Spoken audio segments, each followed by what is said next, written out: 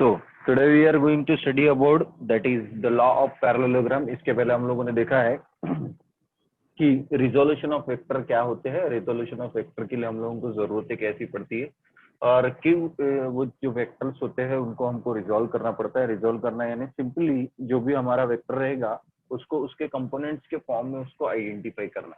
Now today we are going to study about एक ऐसी property जो कई जगह पे इस्तेमाल होती है जो कि वेक्टर्स की, तो उन्हीं प्रॉपर्टीज को हम लोग स्टडी करते हैं और उसको कहा जाता है that is law of parallelogram.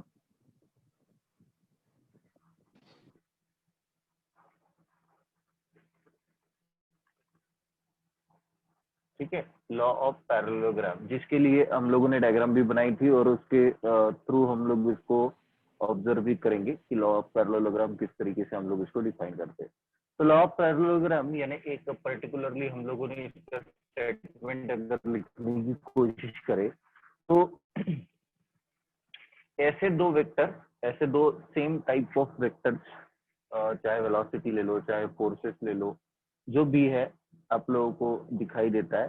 तो ये जो सेम टाइप के वेक्टर्स है उनके कुछ मैग्नीट्यूड्स रहेगा, कुछ डायरेक्शंस रहेंगे, है ना। इंपॉर्टेंट चीज है same type of vector, same type of vector, same type of vector जिसमें हर एक वेक्टर को अपने को डेफिनेटली पता है क्या है कि मैग्नीट्यूड भी होता है और डायरेक्शन भी होती है। तो हम लोग उसी तरीके से इसको कैलकुलेट करते हैं। तो मैग्नीट्यूड भी है, डायरेक्शन भी है, are defining by the two sides of parallelogram से स्टार्ट होना चाहिए, starting from the same point. एक पर्टिकुलर पॉइंट लिया है हम लोगों ने, पैरेललोग्राम ड्रॉ करना है हमको, तो डेफिनेटली एक वेक्टर इस डायरेक्शन में रहेगा, दूसरा वेक्टर जो है वो पर्टिकुलरली इतने ऐसे डायरेक्शन में रहेगा। पैरेललोग्राम है, इसका मतलब है कि इसके बीच में एंगल जो है वो कुछ भी हो सकता है, उस एंगल को हम लोग थीटा मान के चलते हैं। कितना मान के चलते हैं? थीटा मान के चलते हैं। ठीक है, तो लगभग डेफिनेटली क्या होता है कि लॉ ऑफ पैरेललोग्राम हमको यही बताता है कि अगर दो vectors of same type having magnitude and direction defining by the two sides of a parallelogram। तो अब इसको पैरेललोग्राम लगने जैसे के लिए हम लोगों को क्या करना पड़ेगा, एक हम लोग यहाँ से ऐसे डॉटेड लाइंस बनाएंगे। अब ये आप लोगों को लगभग उसी की तरह दिखाई दे रहा है। ये जो पैरेललोग्राम है इसके लिए ये जो जितना भी अगर आप लोग अगर नाम ले लेते हो तो मैं इसको वेक्टर पी से रिप्रेजेंट करता हूँ और मैं इसको वेक्टर क्यू से रिप्रेजेंट करता हूँ जो कि सेम टाइप के है and defining by the two sides of the parallelogram. तो डेफिनेटली अगर ये पी वेक्टर है तो इस वेक्टर का भी मैग्नीट्यूड आप लोगों को पी ही ऑब्जर्व होगा, ठीक है। और ये जो क्यू है तो डेफिनेटली ये भी वेक्टर कितना होगा, क्यू वेक्टर होगा। डायरेक्शन जो होगी वो डेफिनेटली डायरेक्शन यहाँ से आप लोग पॉइंटिंग करोगे तो ये इस डायरेक्शन में जाएगा और यहाँ से अगर वेक्टर अगर देखोगे तो आप लोग यहाँ से। अभी जो लॉ ऑफ पैरेललोग्राम होता है इसके जो डायगोनल एलिमेंट्स होता है वो डायगोनल एलिमेंट्स जो है वो उसके रिजल्टेंट वेक्टर को डिफाइन करता है। किसको डिफाइन करता है? रिजल्टेंट वेक्टर को। तो उसी को कहा जाता है लॉ ऑफ पैरेललोग्राम। तो लॉ ऑफ पैरेललोग्राम का हम लोग स्टेटमेंट लिखते हैं और स्टेटमेंट लिखने के बाद में फिर हम लोग देखते हैं कि इसको प्रूफ जो है हमको वो किस तरीके से डिफाइन करना चाहिए।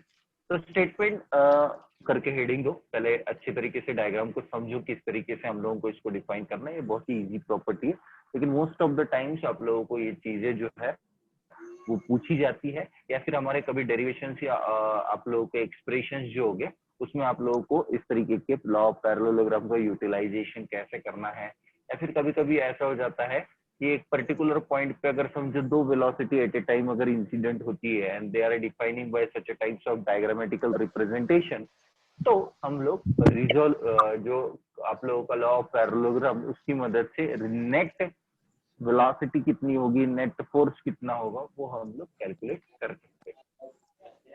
इसी को इसके यहाँ से जब भी आप लोग देखोगे तो दो पैरेलल लाइन से दो वेक्टर्स को हम लोगों ने ज्वाइन किया है और यहाँ से आप लोग स्टार्ट करोगे, starting from this and A not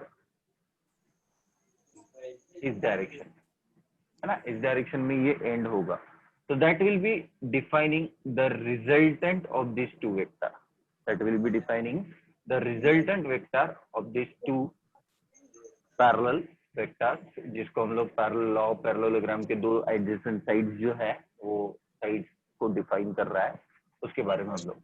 तो यहाँ से ये चीज तुमको समझ में आती है। अब ये जो रिजल्टेंट है वो पर्टिकुलरली जो पी वेक्टर है उसके साथ में फाई एंगल डिफाइन कर रहा है। ये सब चीजें हैं जो छोटी छोटी आप लोगों के आंखों के सामने दिखाई दे रही है, इसको हम लोग ड्रॉ कर रहे हैं और ड्रॉ करते समय में हम लोग हर एक चीज का एक्सप्लेनेशन जो है वो प्रॉपरली ऑब्जर्व करने की कोशिश कर रहे हैं।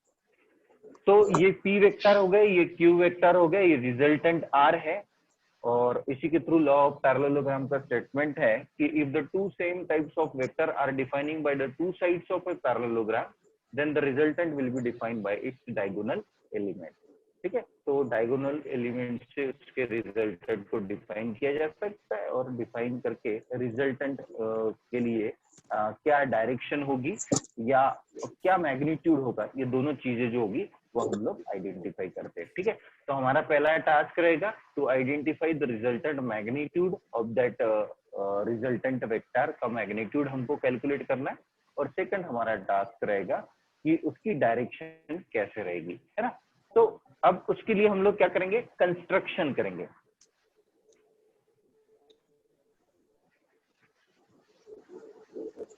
कंस्ट्रक्शन करना होगा हमको डेफिनेटली स्टेट बोर्ड के बच्चों के लिए भी ये सेम सिचुएशन वाला प्रॉब्लम है, और आप लोग एंट्रेंस लेवल पे भी पढ़ोगे तो इसी कंसेप्चुअल डाटा के साथ में आप लोग जा सकते हो। तो कंस्ट्रक्शन क्या करना है हमको इस पर्टिकुलर पॉइंट पे, अब इसको हम लोग नाम दे देंगे ए बी सी डी। इस पैरेललोग्राम में ABCD या इस पॉइंट C से टुवर्ड्स लाइन AB, लाइन को थोड़ा सा एक्सटेंड कर लेते, हम लोग एक परपेंडिकुलर ड्रॉ करेंगे, और परपेंडिकुलर ड्रॉ करने के बाद में आपको यहाँ पे ये एंगल पूरा कंप्लीटली 90 डिग्री एंगल फॉर्म होते हुए दिखाई दे रहा है। इस पॉइंट को हम लोग M इस पॉइंट से रिप्रेजेंट करेंगे। ठीक है, अब आपको ये 90 डिग्री दे रहा है, ये आप लोगों का Q वेक्टर है, तो this one is also becomes a Q vector. अब इस Q वेक्टर के दो कंपोनेंट्स बनेंगे, एक बनेगा एडजेसेंट कंपोनेंट और एक बनेगा अपोजिट कंपोनेंट। तो इसलिए आपको कोई ताजुब नहीं होना चाहिए, कल भी हम लोगों ने प्रैक्टिस करवा के ली थी, if this is the angle between them is theta then definitely this angle is also theta. ये प्लेन नॉर्मल प्रॉपर्टी है जिसके थ्रू ये भी एंगल थीटा बनेगा। तो डेफिनेटली अगर ये क्यू वेक्टर होता है तो ये हो जाएगा इसका कंपोनेंट क्यू कॉस थीटा। क्या हो जाएगा कंपोनेंट क्यू कॉस थीटा हो जाएगा। और यहाँ पे अगर देखोगे तो ये कौन सा हो जाएगा क्यू साइन थीटा, ऐसा कंपोनेंट हो जाएगा। कौन सा कंपोनेंट हो जाएगा क्यू साइन थीटा। अब क्यू, अब यही डायग्राम आपको यहाँ पे ऑब्जर्व कर सकते थे आप लोगों को, डायग्राम वो कुछ इस तरीके से दिखाई देती थी।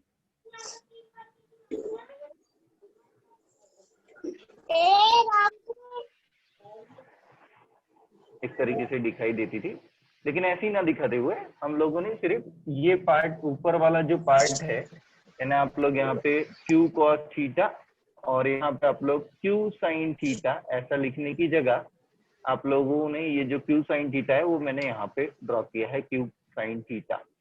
ठीक है, तो सिंपली एक ही साइड हम लोगों ने ट्रायंगल की यहाँ पे ऑब्जर्व की क्योंकि वो डायग्राम की नीड है करके। तो सिंपली चीज यहाँ पे हम लोग कंप्लीट करेंगे। अब देखो, अब आप लोगों को पता चल गया कि दो कंपोनेंट्स को आप लोगों ने रिजॉल्व कर लिया। नाउ कंस्ट्रक्शन भी समझ में आ गया। पॉइंट सी से आपको एक परपेंडिकुलर ड्रॉ करना है towards line A B and it will be intersect at point N.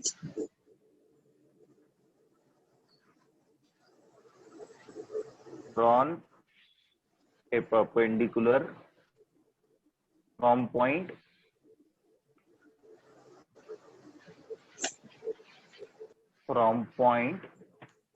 C towards line AB.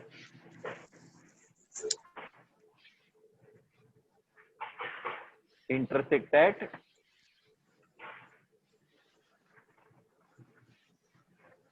at point M. So at point M, then Bm equal to Q cos theta. Definitely आप vector arrow represent कर सकते हो, and Pm equal to आप लोग लिख सकते हो Q sin theta. तो इस तरीके से ये दोनों कंपोनेंट्स जो है वो आइडेंटिफाई होते हैं और हम लोगों को कंपोनेंट्स जो है वो Q cos theta and Q sin theta ये चीजें हम लोगों को ऑब्जर्व होती है। ठीक है, अब आप लोगों का जो इसको लिखने के बाद में पूरा हम लोग प्रूफ देख लेते हैं, बाद में आप लोग एक स्टेटमेंट लिखोगे और स्टेटमेंट लिखने के बाद में पूरा कॉपी करना। तो अभी हम लोगों को या फिर पहले स्टेटमेंट लिखवा के दूं, बाद में डायरेक्टली यहाँ से स्टार्ट करोगे आप लोग? सर स्टेटमेंट लिखवा के दो पहले स्टेटमेंट। चलो लिखो, yes yes, ready go, ready steady go, write down, give the heading statement. Statement करके एक छोटी सी सब हेडिंग दो, लॉ ऑफ पैरेललोग्राम के नीचे। ये सब चीजें लिखने की जरूरत नहीं है, आपको याद होनी चाहिए, हमेशा लिख के रखने की जरूरत नहीं है। लिखना भी है तो नोट करके कहाँ लिखना है वो मैंने आपको ऑफलाइन क्लास में बताया है। हमेशा कोई भी छोटे मोटे नोटेशन अगर हो गया आप लोग, आपको वो भी कोई भी अगर पढ़ाते समय में चिंटू विंटू पंटू अगर आप लोगों को याद में आता है तो वो सब चीजें आपको कहाँ नोट करके रखनी है वो आप लोगों को पता है। So write down the statement. If the two vectors of same type,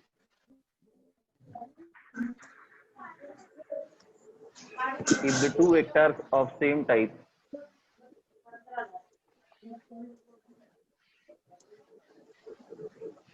if the two vectors of same types are defining by the two sides of a parallelogram, if the two vectors of same type are defining by the two sides of a parallelogram,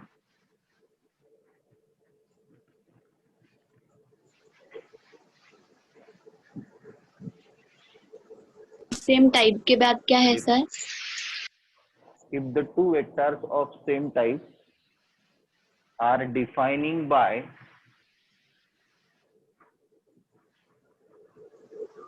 if the two vectors of same types are defining by the two sides of a parallelogram,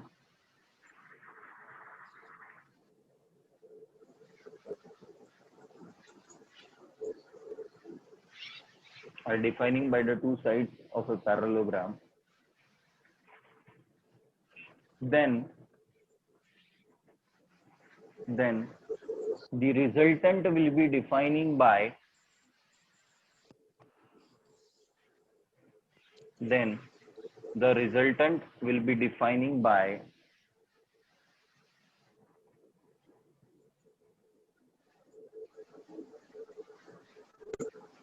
then resultant will be defining by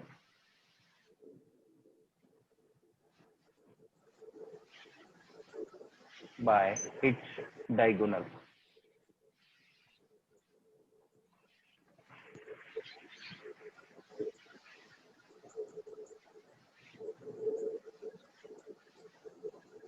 Defining by its diagonal. अब statement में लिखवा के नहीं देता हूँ, लेकिन कुछ चीजें याद में रखो कि दो आप लोग दो सेम टाइप के वेक्टर्स निकालोगे तो दोनों के पॉइंट ऑफ इंटरसेक्शन यहाँ पे शॉर्टकट में हमेशा लिख के रखना। क्या लिख के रखना? टेल से टेल मिला। क्या लिख के रखना? टेल से टेल मिला। क्या मिलाना है? टेल से टेल को मिलाना है। और ये टेल कहाँ से आई है वो आप लोगों को पता है। वेक्टर में हम लोग जो भी एरो निकालते हैं उसका एक टेल होता है, एक हेड होता है। टेल जो है आपको शुरुआत बताता है और हेड आपको अंत बताता है। किसी पेट में जाएगा वो बाद में नजर आएगा। चलो, तो टेल से टेल मिलाएंगे हम लोग, और टेल से टेल मिला के आगे की टेल टेल वाली कहानी हम लोग सुनते हैं। और दो वेक्टर्स जो है हमारे, जो P और Q है, वो दोनों साइड ऑफ ए पैरेललोग्राम को डिफाइन कर रहे हैं और हमारा रिजल्टेंट जो है वो डायगोनल डिफाइन करने वाला है। उसके लिए हम लोगों ने प्यारा सा कंस्ट्रक्शन किया। पॉइंट सी से हम लोगों ने एक पॉइंट ड्रॉ किया, एक लाइन ड्रॉ की और जो ए बी लाइन को इंटरसेक्ट कर रही है एट पॉइंट एम, और इसी की वजह से B M equal to Q cos theta निकला और B C M equal to आप लोगों का है ना क्यू साइन थीटा निकला। ऐसे दो कंपोनेंट आप लोगों को मिल गए। अब इसके बाद की जो थोड़ी सी छोटी सी शॉर्टकट वाली प्रोसीजर है वो आप लोगों को पता है। आप लोग इसके बाद में कौन सा थ्योरम इस्तेमाल करोगे? In triangle ACM, if angle M equal to 90 degree, then which theorem you are going to be utilized? Pythagoras. Pythagoras. Yes, Pythagoras theorem. कौन सा थ्योरम? Pythagoras. Pythagoras theorem. तो in triangle AM angle M equal to 90 degree. चलो आगे की चीजें लिखते चलो, जिनको अभी समझ में आ गया है कि आगे अपने को क्या करना है, अपने जीवन में क्या तहलका मचने वाला है लॉ ऑफ पैरेललोग्राम करके। और डेफिनेटली ये लॉ है, तो इसको कोई मैंने खुद होके तो इजाद किया नहीं है। जिस तरीके से ये लॉ है उसी तरीके से आप लोगों को समझाने की कोशिश कर रहा हूँ कि वेक्टर्स में ऐसी कोई सिचुएशन आ जाती है जहाँ पे अगर इंस्टेंटली मैं इसका पर्टिकुलरली थ्योरेटिकली एक्सप्लेनेशन आप लोगों को समझाऊंगा कि ऐसा क्यों हुआ, या फिर कहाँ ये चीजों की जरूरत पड़ती है, कहाँ हम लोग यहाँ पे इम्प्लीमेंट करते, वो चीजें हम लोग देखेंगे। लेकिन पहले थोड़ा सा हम लोग थ्योरेटिकली इसका प्रूफ देख लेते हैं, जिसके लिए आप कई आई थिंक 2-3 दिन हो गए जहाँ से आप लोग इंतजार कर रहे हो कि इसका थ्योरेटिकली प्रूफ आएगा और हमको समझ में आएगा। कुछ बच्चों को शायद से ये थ्योरेटिकल प्रूफ हो चुका है। तो खैर छोड़ो, हम लोग वही पुरानी दास्ता पे आते हैं। हमारा AC² इक्वल टू क्या हो गया? AC² इक्वल टू क्या होगा? AM² plus CM²। AM² plus CM²। But AM² equal to क्या होता है? AM इक्वल टू होता है AB plus BM। AB plus क्या होता है? BM। और AB प्लस BM होता है, उसका भी होल स्क्वायर होता है, प्लस CM² होता है। ये छोटे बच्चों को पढ़ाने जैसा फील होता है। ओके, तो LKG के बच्चे और UKG के बच्चे को जैसे हम लोग 2+2 कर रहे हैं उसी तरीके से तो डायरेक्टली हम लोग यहाँ पे लिखेंगे। लिख दो तेजी से, AB² equal two plus 2AM BA AB and BM, AB and BM, ठीक है, प्लस BM² प्लस CM²। वाक्य? यस, वाक्य टू वाक्य। नाउ अब देखो, BM² और CM² दोनों को अगर मिला दो, यहाँ पाइथागोरस थ्योरम का यूटिलाइजेशन होगा। यहाँ से आपको डायरेक्टली क्या दिखाई देगा? BC²। क्या दिखाई देगा? इन दोनों को हटा के हमको क्या मिलेगा? यस, इन दोनों को हटा के हमको क्या मिलेगा? BC। बोलते चलो,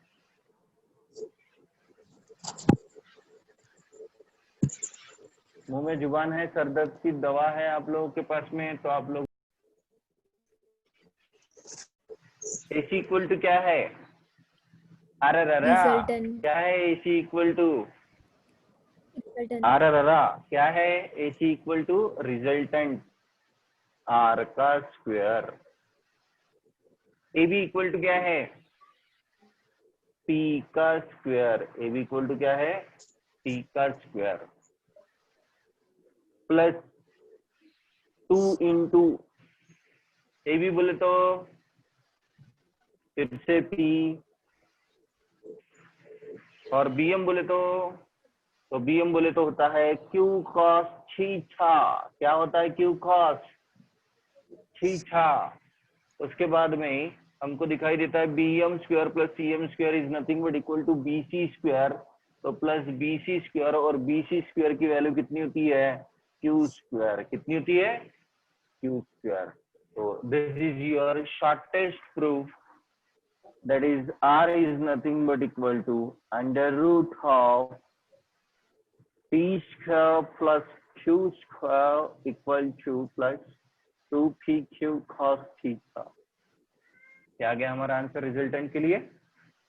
P square plus Q square plus 2PQ cos theta. Yes, सभी लोग बोलेंगे अंडर रूट में P square plus Q square plus 2PQ cos theta. क्या रहेगा? 2PQ plus cos theta. समझ में आया? हाँ। ये अभी भी बाकी हाँ है? सर, समझ में Yes, आया। this अभी समझ में आ गया हमको। ये क्या आपको यहाँ पे ये चीज समझ में आई मैंने Q को क्यों रिजॉल्व किया?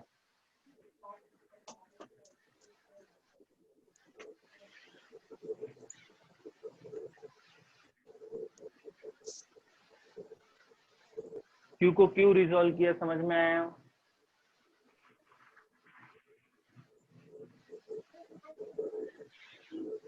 क्योंकि हम लोग यहाँ से उड़ती हुई चिड़िया के पर नहीं गिन सकते, तो हमको क्या करना है? लाइन ए बी के क्रॉस में जो कंपोनेंट होगा उसको लेना है और उसके अपोजिट कंपोनेंट को लेना है। समझ में आया? क्यों लिया हम लोगों ने कंपोनेंट्स को? बिकॉज वो हमारे पाथ में, ये हमारे पाथ में आ रहे क्या? ये जो क्यू वेक्टर है it is not along X axis neither along Y axis, इसलिए हमको क्या करना पड़ेगा? क्यू को क्या करना पड़ेगा? रिजॉल्व करना पड़ेगा, है कि नहीं? अच्छा, आज थोड़ी सी आवाज कम बच्चों की लगाई दे रही है। ऐसा लग रहा है घर पे उनको खाना नहीं मिला है और वो बिल्कुल सुस्त प्राणी हो जैसे बैठे हैं।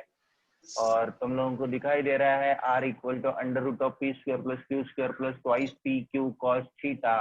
तो this is the resultant answer. और इसी को हम लोग आगे चल के पढ़ेंगे, जिसको हम लोग बोलेंगे डायरेक्टली कौन सा रूल? कौन सा रूल? Cosine rule. कौन सा रूल? सब बोलेंगे कोसाइन रूल। Cosine rule.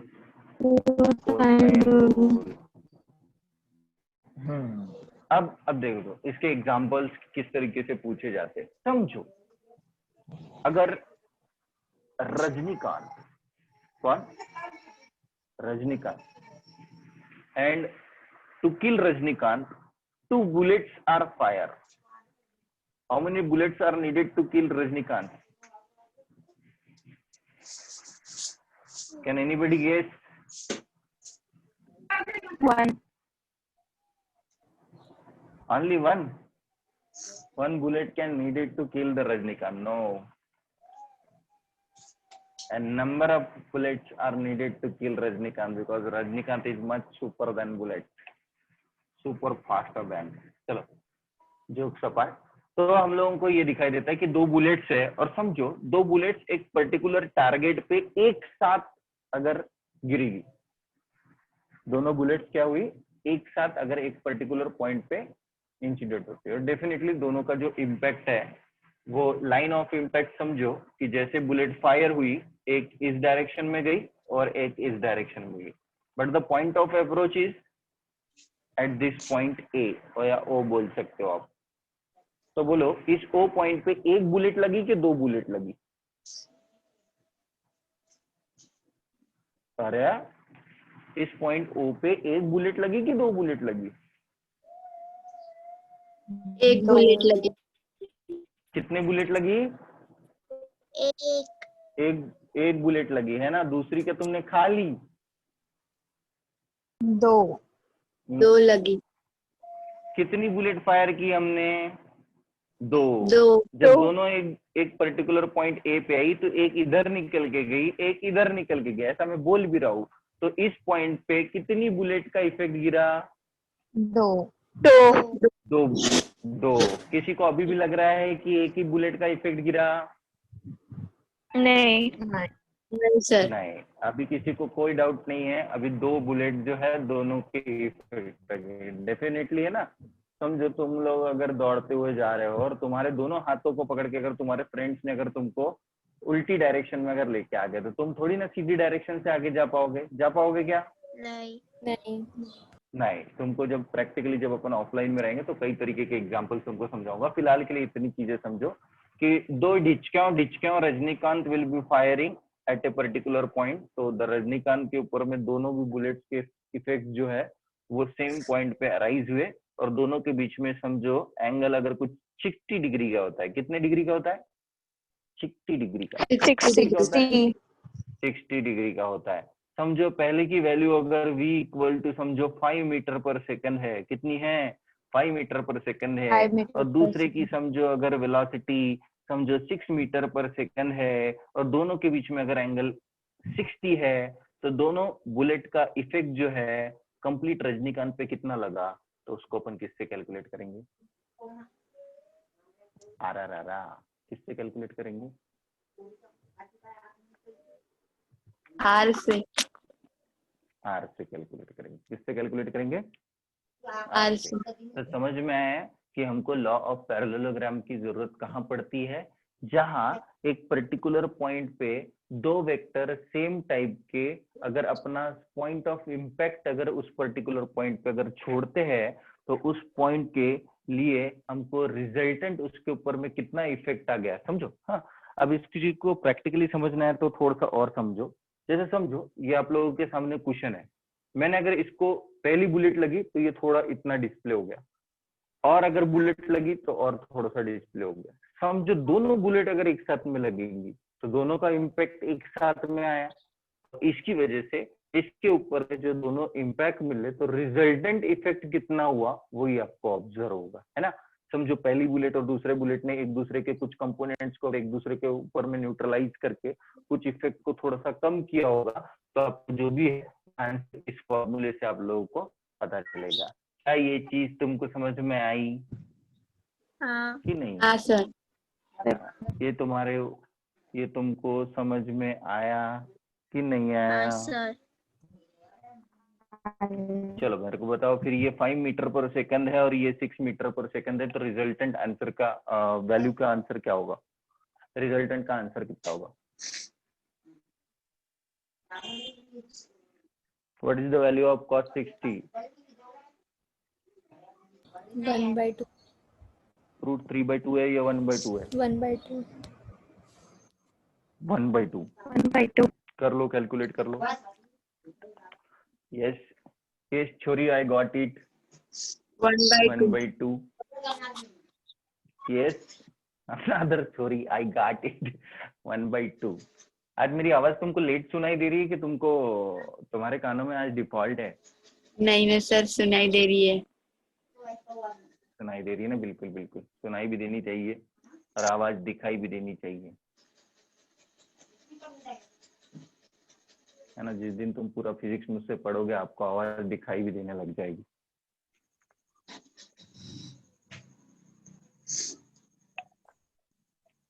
बोलो बोलो बोलो जल्दी, फाइनल आंसर बताओ मेरे को। एक 5 मीटर पर सेकंड से है, दूसरा 6 मीटर पर सेकंड से है, और दोनों के बीच में अगर एंगल 60 डिग्री का है तो रिजल्टेंट आंसर किधर होगा और उसकी डायरेक्शन किधर होगी?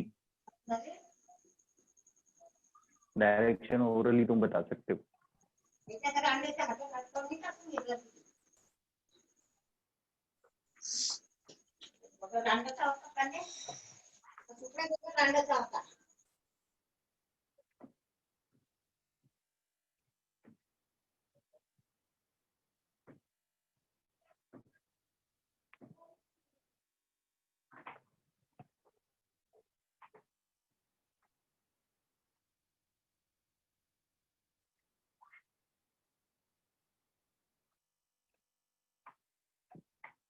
कितना आएगा पी, यानी समझो 5 मीटर पर सेकंड, क्या ये 25 plus 36 plus 2 5 cross 6 cross 1/2। cos 60 की वैल्यू कितनी होती है? 1/2।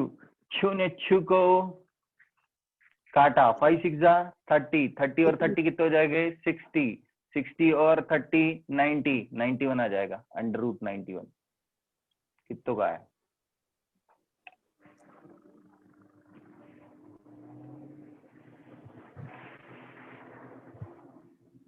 सर 2 into 5 कैसे लिया हमने? ये होगी पी की वैल्यू, ये होगी क्यू हाँ की वैल्यू, हाँ फॉर्मूले में पुट किया।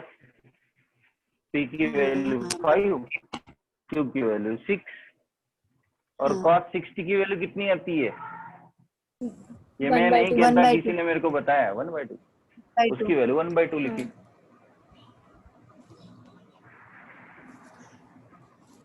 क्या तुमको ये समझ में आया? हाँ हाँ सर। ना बोलो। हाँ सर। आया सर। आया। अच्छा। अब तुम किसी भी पर्टिकुलर पॉइंट पे सेम वेक्टर अगर कितने भी इंसिडेंट हो जाओ तो क्या तुम रिजल्टेंट निकाल पाओगे? हाँ अगर 2 से ज्यादा हो तो क्या करोगे?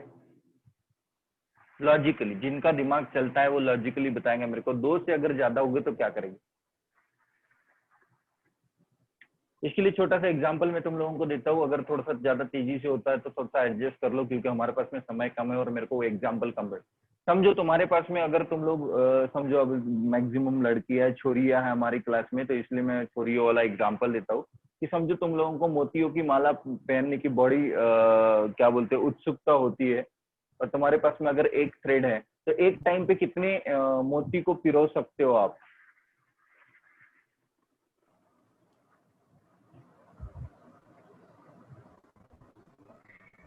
एक एग्जाम्पल नहीं समझ में दो। आया? कई सारे मोती पड़े हुए हैं जिनमें डेफिनेटली छेद होगा। नहीं, आप लोग बोलेंगे मोती सर, मोती तो दे दिए लेकिन मोती में छेद ही नहीं है, कहाँ से जाएगा धागा? तो definitely holes will be there, and that through that holes you can entering your thread. तो उस मोती को आपको अगर समझो एक धागे में पिरोना है तो क्या करोगे आप?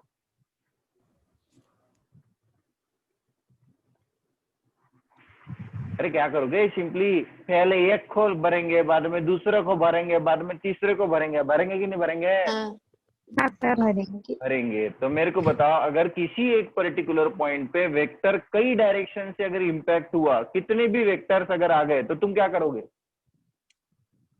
पहले 2 की एडिशन करोगे, दो है, दो दो की निकालेंगे। उसका दो की रिजल्टेंट रिजल्टेंट। निकालोगे। हाँ, फिर उसके रिजल्टेंट को और तीसरे से ऐड करोगे, हाँ फिर और रिजल्टेंट निकलेगा उसको चौथे से ऐड करोगे। बोलो चमका कि नहीं चमका? चमका। चमका। समझ में आ गया ना? So this is what हाँ the law of parallelogram gives you. Another thing which will be related with its direction, that is going to be studied in the next class. तो अभी फिलहाल के लिए आप लोग कई डायग्राम्स बना सकते हो, कितने डिग्री का भी एंगल ले सकते हो, और एंगल लेने के बाद में आप लोग रिजल्टेंट की डायरेक्शन अपने आप से डायग्रामेटिकली आप ड्रॉ कर सकते हो। मेरे को बताओ, इनके रिजल्टेंट की डायरेक्शन किधर होगी?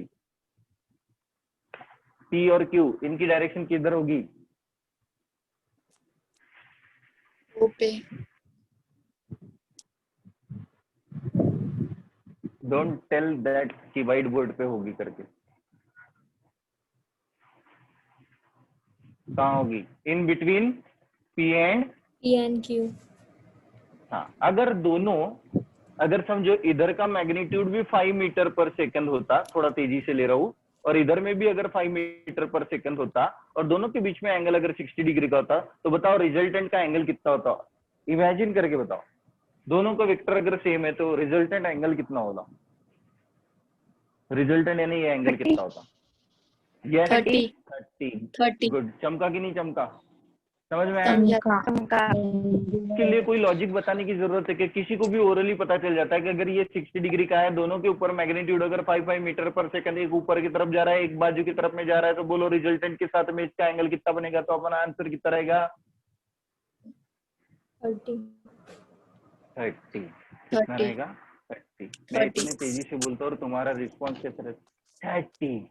जैसे ऐसे लग रहा है कि अभी तुम लोगों को 18 की साल में तुम लोगों को 60 की उम्र आ गई है ना? नहीं बड़ी सर। जवानी में तुम लोग 60 उम्र की दादी अम्मा के जैसे बातें करते हो।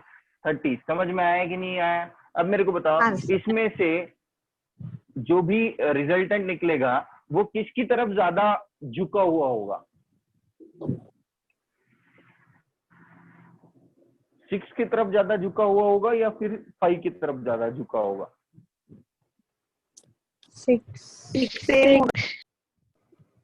ना, इसका आंसर तुम मेरे को कल बताओगे।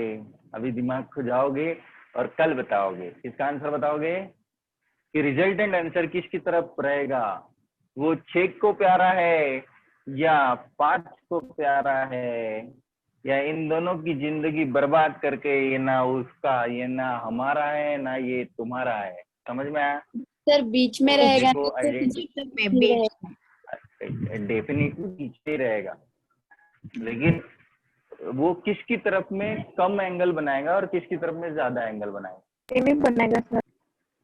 फाई की तरफ में कम एंगल बनेगा, और 6 के तरफ ज्यादा। 6 के तरफ और ज्यादा 6 की तरफ ज्यादा। ज्यादा यानी डेफिनेटली, हाँ, जो भी होगा उसका आंसर और डिस्कशन हम लोग कल करते हैं। उसके लिए कल फॉर्मूला भी बनाएंगे और फॉर्मूले के साथ में हम लोग कि कर ले डिस्कशन। बोलो बोलो बोलो, तुम अगर बोलते हो तो कर लेते हैं, नहीं तो फिर कल करेंगे। कल करेंगे, अभी करेंगे कि कल करेंगे? कल करेंगे सर। कल करेंगे। कल करेंगे। अभी के लिए फिलहाल में ये समझ में आ गया। हाँ, अब तुमको हाँ, कभी भी सर। अगर मैं कोसाइन रूल अप्लाई करो बोलूंगा तो तुम लोग कोसाइन रूल को अप्लाई करने के लिए तुम लोगों को पता है कि दोनों भी वेक्टर किस टाइप के होने चाहिए, सेम टाइप के, और दोनों भी वेक्टर के टेल से क्या मिलनी चाहिए? टेल। टेल मिलनी चाहिए। तभी हम लोग कौन सा रूल अप्लाई कर सकते हैं? Cosine rule. समझ में आ गया? और दोनों के बीच में पर्टिकुलरली एंगल डिफाइन होना चाहिए। अगर एंगल डिफाइन नहीं होता है तो हम रिजल्टेंट को निकाल नहीं नहीं पाएंगे। समझ में आया? This is all about today's class. So have a nice day, enjoy करो। कल शनिवार है। हाँ सर। हो बस।